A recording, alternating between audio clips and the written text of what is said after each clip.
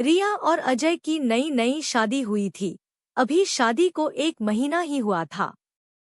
रिया की सहेली की शादी थी, इसलिए रिया को छोड़ने के लिए अजय उसके घर यानी के अपने ससुराल जाता है। रिया जाकर अपने घरवालों से मिलती है और जमाई जी पहली बार अपने ससुराल आते हैं तो खूब आवाभगत होती है। सास को बेटी से ज्यादा जमाई जी की सेवा में जुटी है।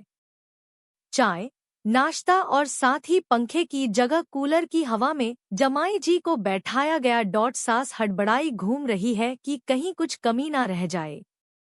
इतने में रिया की सहेली जिसकी शादी है वो उनके घर आ जाती है और वो भी जीजा जी से मिलकर उनकी इजाजत लेकर रिया को अपने साथ खरीदारी करने ले जाती है। जमाई जी को आज रात वही रुकने को कहा गया। जाने की कह रहे थे लेकिन ऐसे कैसे पहली बार घर आए जा सकते हैं। दोपहर में खाना बनाया गया और खाना परोसा गया।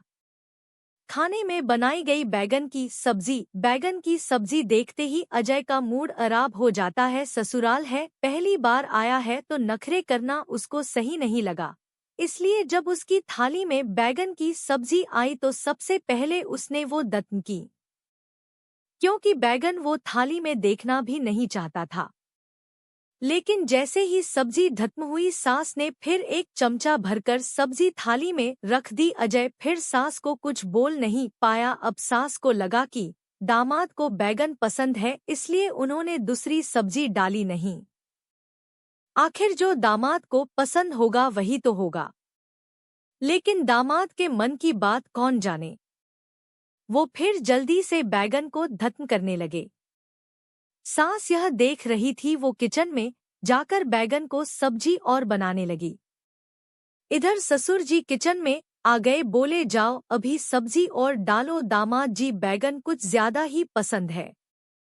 सास फिर थाली में चमचा भर के डाल आई। अजय को लगा कि बुरे फंसे। उससे अब एक निवाला नीचे नहीं उतर रहा था। इतने में रिया आ जाती है और थाली में बैगन देखकर सने लगती है।